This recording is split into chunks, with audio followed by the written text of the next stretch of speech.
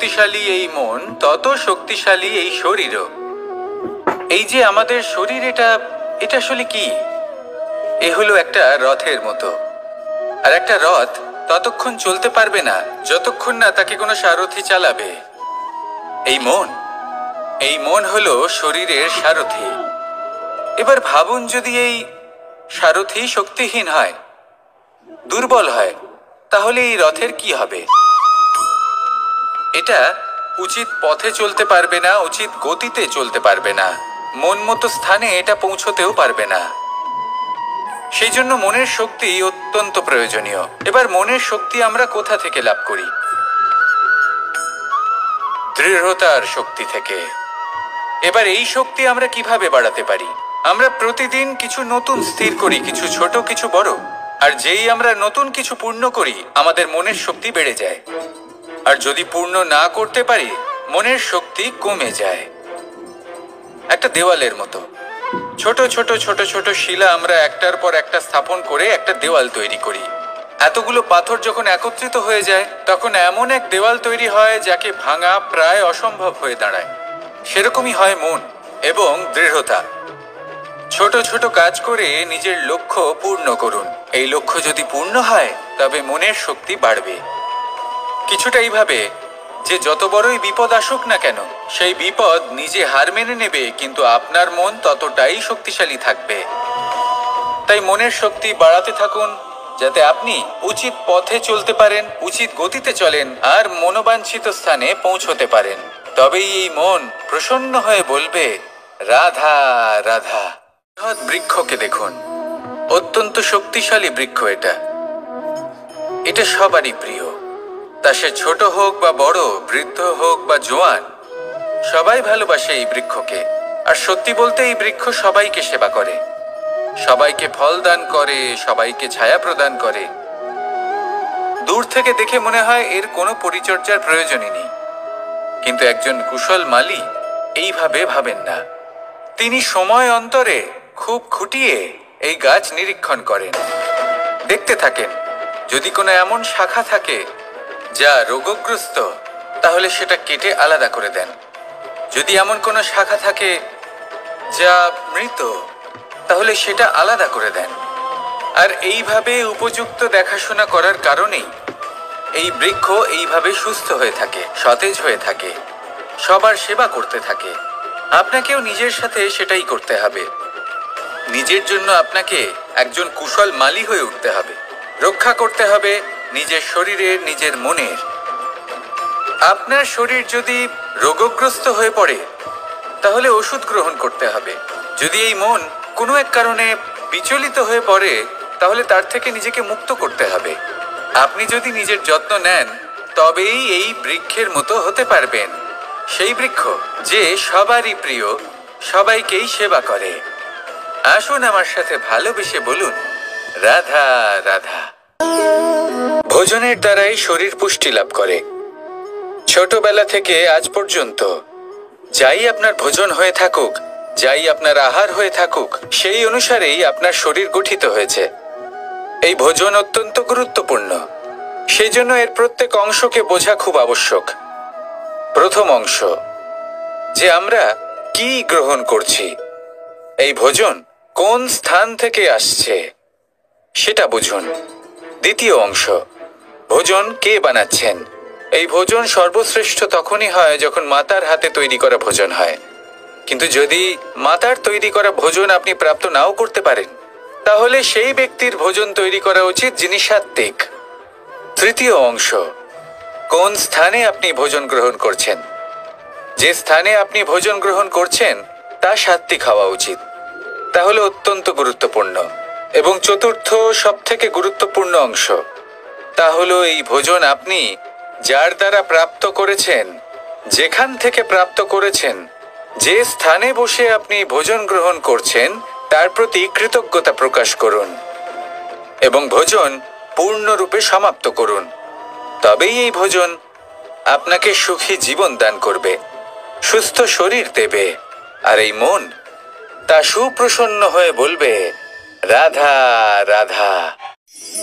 এই হলো বট গাছের একটা বীজ।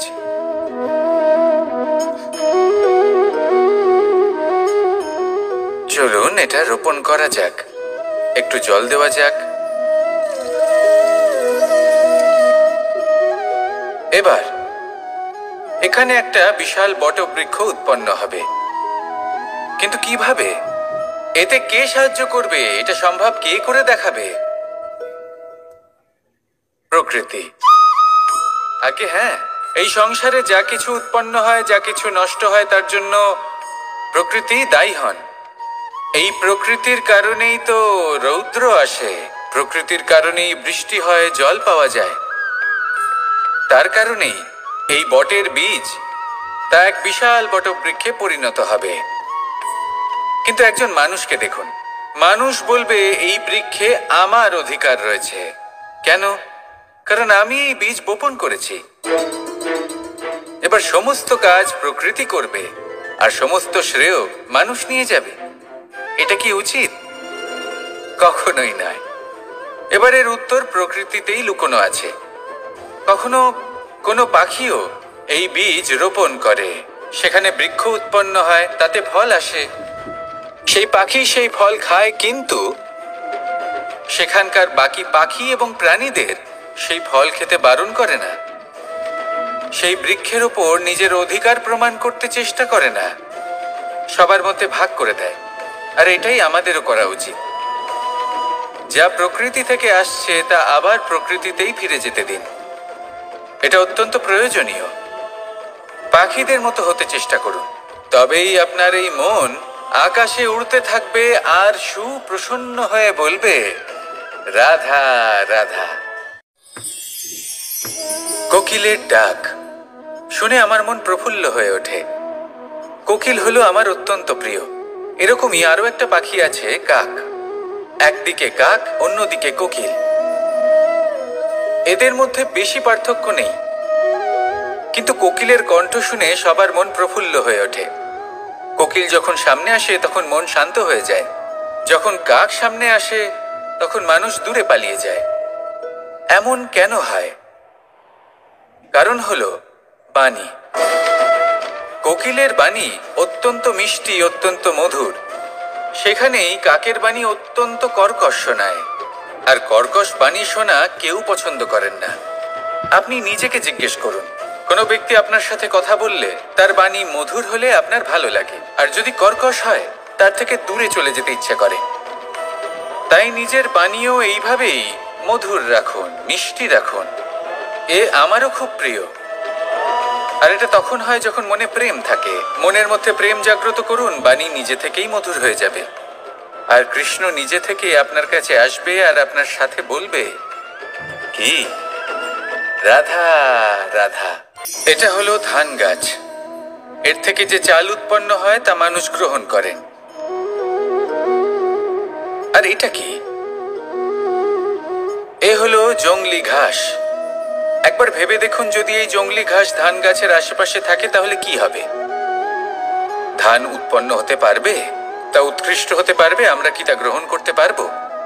কখনোই নয়।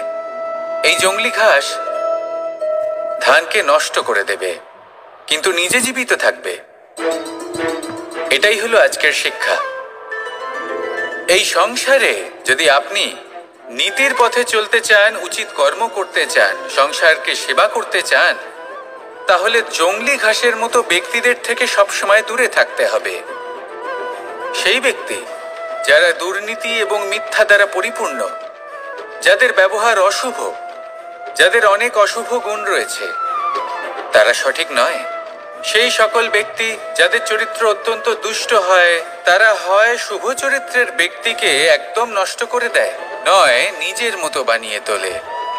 তাই যদি আপনি নীতির পথে চলতে চান, এই সংসারের জন্য শুভ কর্ম করতে চান, তাহলে সেই সঙ্গ লাভ করুন যে সঙ্গ জ্ঞানে পরিপূর্ণ, যাদের মধ্যে অনেক গুণ আছে, যাদের থেকে প্রতিদিন কিছু শিখতে পারবেন। এমন ব্যক্তির সাথে জীবন অতিবাহিত করুন। দুরাচারীদের থেকে দূরে থাকুন। তবেই এই মন প্রসন্ন হয়ে বলবে, রাধা রাধা। আমাদের গৃহে অনেক কক্ষ রয়েছে, কিন্তু এমন কি আছে যে একটাই থাকে? আমাদের গৃহের দ্বার। এমন কেন হয়?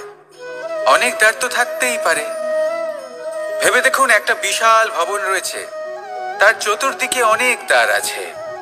ভালোই হবে, যাতায়াত করতে সুবিধা হবে, কিন্তু এমন আমরা কেন করি না?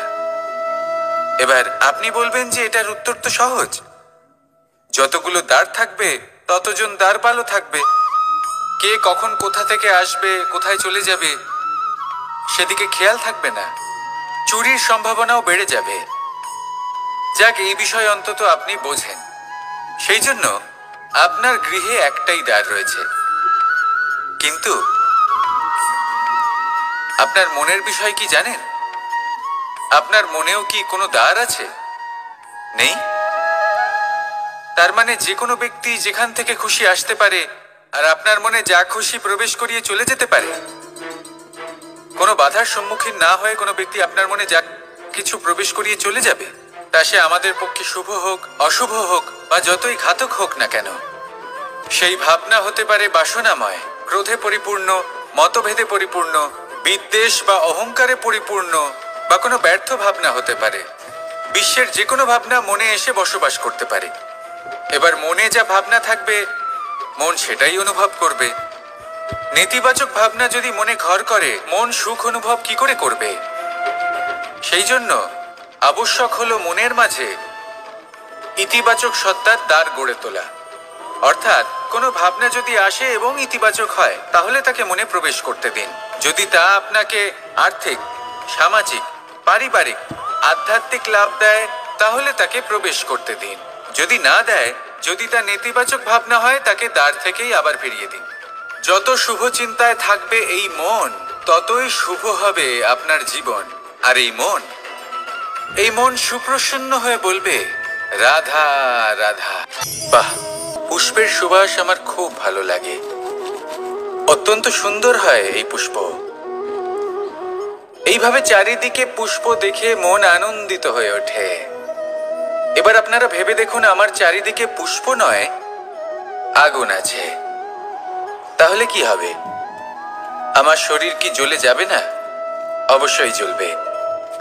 শরীরকে কি আগুনের তাপ সহ্য করতে হবে না? অবশ্যই সহ্য করতে হবে। এটাই হলো প্রকৃতির নিয়ম। এই নিয়ম কিন্তু আমরা সবাই জানি, কিন্তু আমাদের মধ্যে বেশিরভাগ মানুষ এই বিভ্রান্তি নিয়ে বাঁচি যে এই যে প্রকৃতির নিয়ম, তা আমার উপর প্রযোজ্য নয়। তা কিন্তু নয়।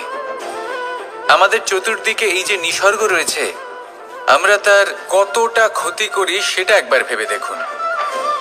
আমরা বনাঞ্চল জ্বালিয়ে দিই, বায়ু দূষিত করি, জল দূষিত করি, প্রাণীদের হত্যা আমরা করি। কেন? এই নিসর্গ আমরা নষ্ট করি, যদিও আমরা জানি যে আমরাও হলাম এই নিসর্গেরই অংশ। এবার দেখুন, শরীরের কোনো অংশে যদি আগুন ধরান, আস্তে আস্তে সমস্ত শরীরও জ্বলে যাবে।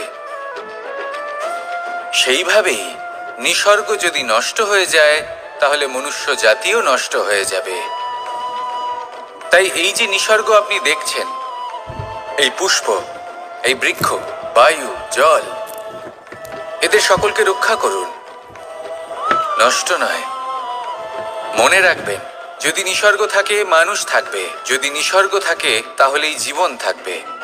আসুন আমার সাথে ভালোবেসে বলুন, রাধা রাধা। আজ আমরা দুই ধরনের ব্যক্তির বিষয়ে কথা বলবো। প্রথম জন হলেন যে প্রয়োজনের থেকে অনেক বেশি পরিমাণ ধন উপার্জন করে থাকেন। তার কাছে ততটা ধন থাকে যতটা তার প্রয়োজনও নেই, তারপরেও আরো ধন উপার্জন করতে চেষ্টা করতে থাকেন।